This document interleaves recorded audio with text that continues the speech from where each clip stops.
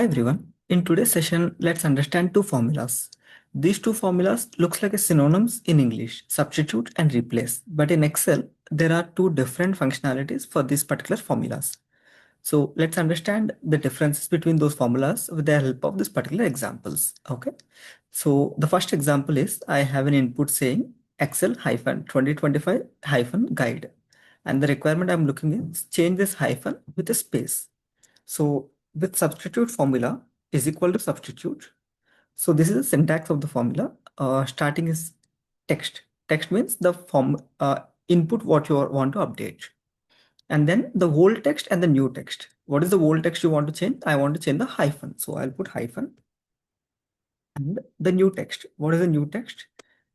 Space. So this instance number is like optional field. So I'm not giving the instance number for the moment. So if I do this, all the occurrences, like I had it twice, everything got changed. All the hyphens got changed to all spaces. Now let's see whether we can do the same thing using replace is equal to replace. So here the syntax was changed slightly. It starts with old text. So this is my old text. And here it's starting number. So starting number Excel is like 5 letters and hyphen is 6 letters. So if I change the 6 letter, I can change only one hyphen. Or if I change the 12th letter or something, if I change, I can change only one. So I cannot do both using replace because this is position specific, whereas substitute is character or item specific. So if you change the word or character here, it will automatically update, but replace is position specific. So if you, the moment the position changed or you have multiple characters, replace won't work. So in this particular case, replace is not working. So let's see the next example is equal to substitute. So here in this particular input, I want to change the third slash, not all, 1, 2, 3. I want the third slash to be updated. So let's see how we can do this. First is text. This is my text and I want to change the slash. So I'll give slash. And then new text is hyphen. So I'll give hyphen. And now we are using the instance number. So I want to change the third instance. So I'll just give third. Only the third instance got changed and nothing else will change.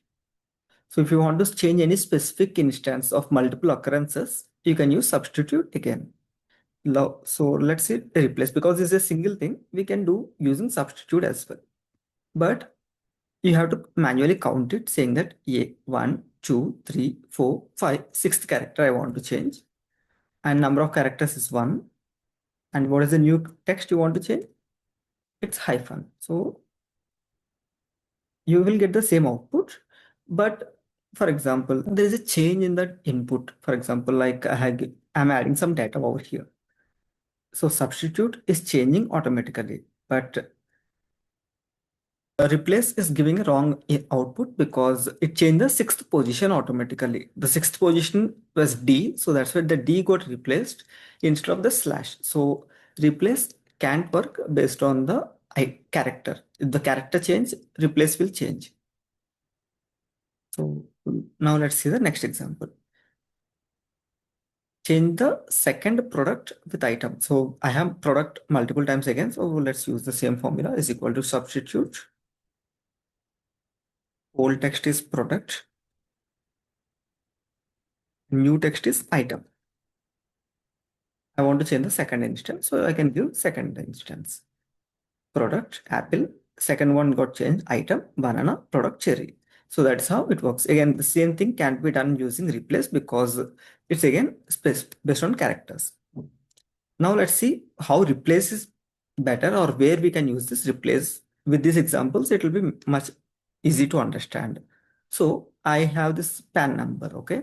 When I'm sharing the data with some third party people, I cannot share the PAN number of everyone, right? I might have data of some my clients and all. So I cannot share that PAN number with everyone. Or you have some data privacy like mobile numbers or something where you want to mask some numbers like last 2 3 digits you just want to mask so people can't use or misuse that, right?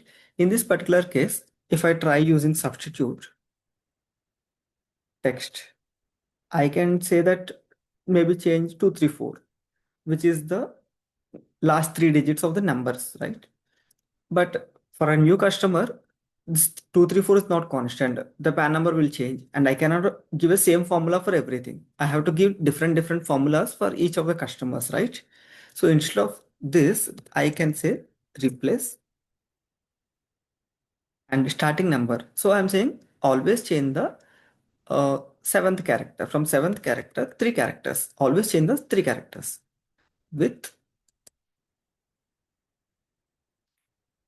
So even if I have 100 PAN numbers, all the times I'm changing the seventh, eighth, and ninth characters. So it doesn't matter whether it's one, two, three, or anything. It will automatically update it. Similarly for mobile numbers also, if I just want to change maybe last four digits of the mobile number, seventh onwards, four characters I'm changing.